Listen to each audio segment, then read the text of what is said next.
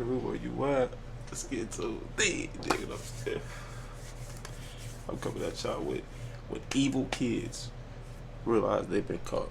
You know what I'm saying? Currently at 419K views. Yeah, Jerry fell out. 419K views uploaded 3 months ago. Only video 2 months ago. Jump straight to the video. With that being said, being here, you know what to do. Maybe weed, drink food, whatever you need to do to really chill. Chill this video.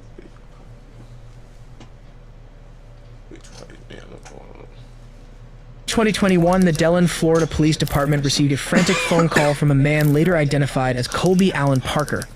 I report an incident here. I just had a Vietnam veteran attack me and I had to defend myself, and it just got out of control. The Vietnam veteran he mentioned was his grandfather, Ronald Wells Sr., who Parker claimed grabbed a knife and attacked him. Only moments after the initial call, the police would receive a second frantic phone call, this time from one of Parker's friends. Just called my phone and he was, just sounded high out of his mind. I was like, is Pops there? His grandfather that he lives with. And he's like, no. And I said, are you all right? He's like, Pops is done. He tried to attack me and I killed him. When police arrived at the scene, they found Ronald laying dead, a bloody baseball bat, a knife, and Colby Parker. He claimed it was self-defense, and at first they believed him. But only minutes after investigating the scene, Colby would unveil a disturbing secret and take him all the way to the top of the suspect list. What? What is that? Those are ears. Hey!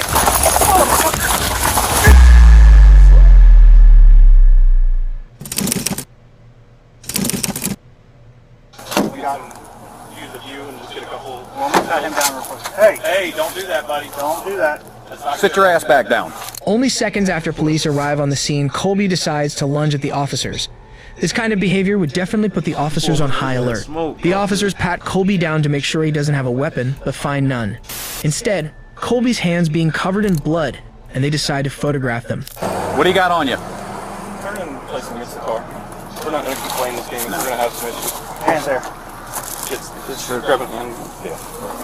Get this thing out. Do you have anything or no? No, not weapon-wise.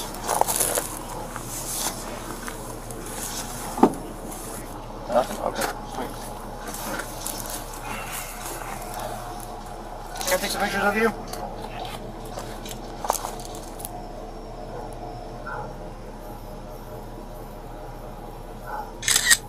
What the hell was that? A bug. Hold your hands out like this.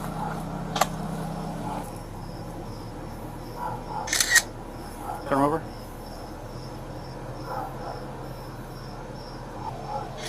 You don't have any other injuries on you? Or no injuries at all? No, face shots. Yeah.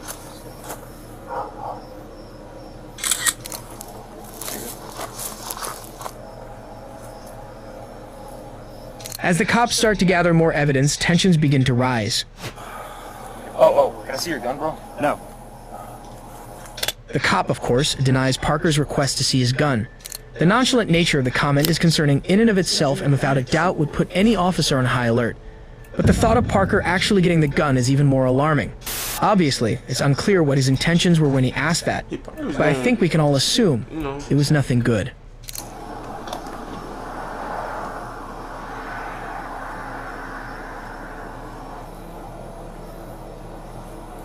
Where was the knife at originally? Do me a favor and just sit back down, bud. I think he tripping right now. Or he like kind of want to run, or he want to kind of like hurt himself. That's what I'm getting from it. He tweaking.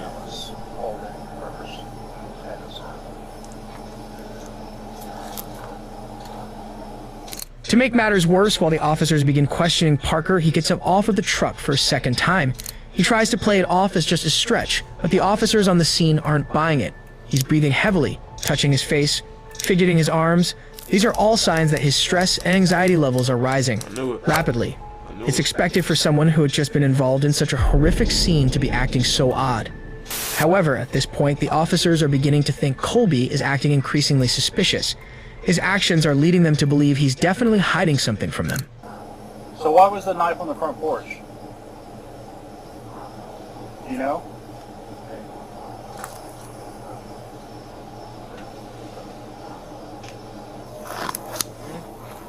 Nothing. Oh, the knife? Yeah, it was over here. You're good. Just hang out there, bud. There's definitely nobody else in the house. There's a dog. It's aggressive. Other than that, I don't know where Junior is. I asked, he didn't know. The officers talk amongst themselves and begin questioning the whereabouts of Colby's uncle, Junior. Here's what they know at this point.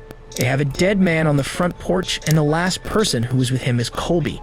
And he's claiming it was self-defense. But if that was true, why did he ask for the officer's gun? Why did he lunge at them?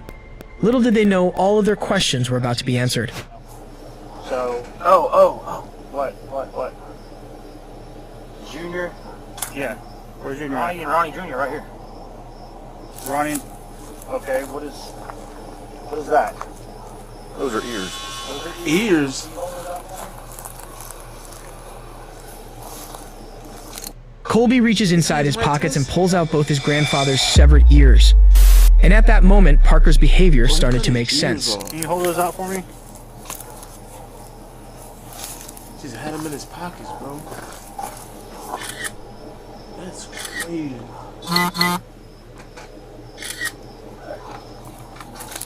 Alright. So, I'll take these from you. I got it. Let go. Yep. At this point, the officers know they were dealing with someone truly dangerous. So the next moments are extremely vital. They have to proceed with caution. So it may seem strange that they decide to take photos of their newfound evidence before putting him in handcuffs. But it's important to make sure their suspect stays calm. Because if they pull out handcuffs now, there was no telling if Parker would snap and put everyone in danger. So where's Ronnie Jr. at? Is he inside? Is there somebody else inside? Hey, Sarge. We're gonna need ACO. Oh. Probably gonna need ACO.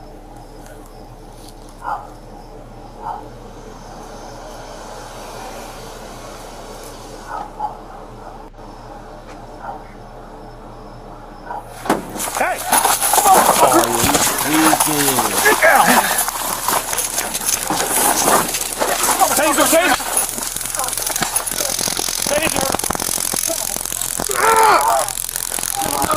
Taser! Get on him! He's trying to get the place fucking gun. Have it? He's trying to get the gun? Taser!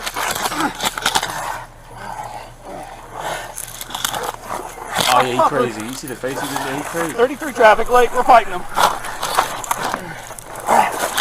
He legit fighting back though. Like.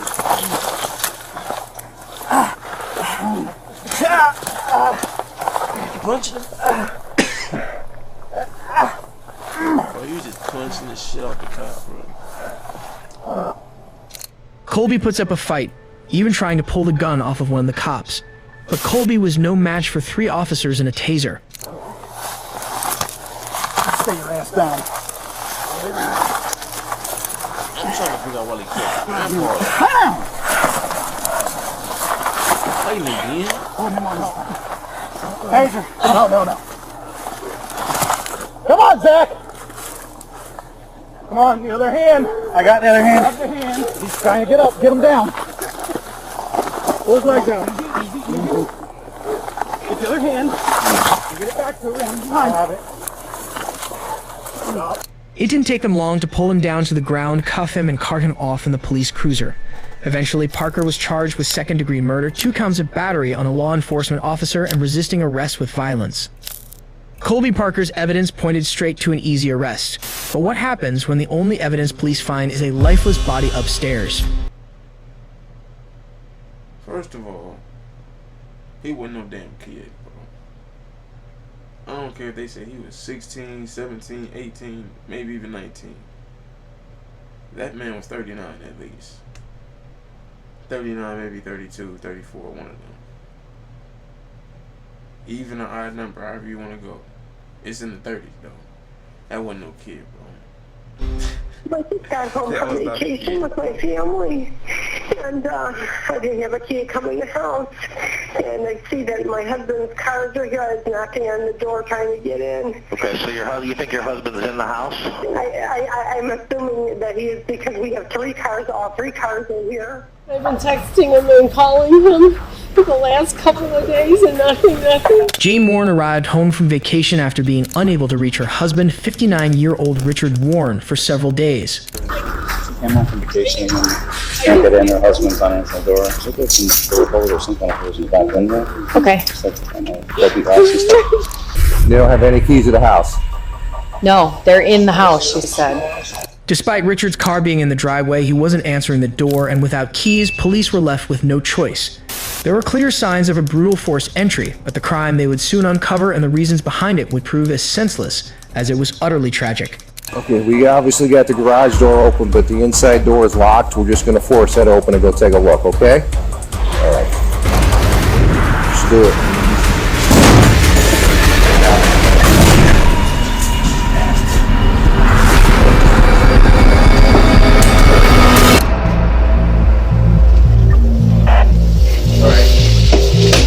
He's upstairs.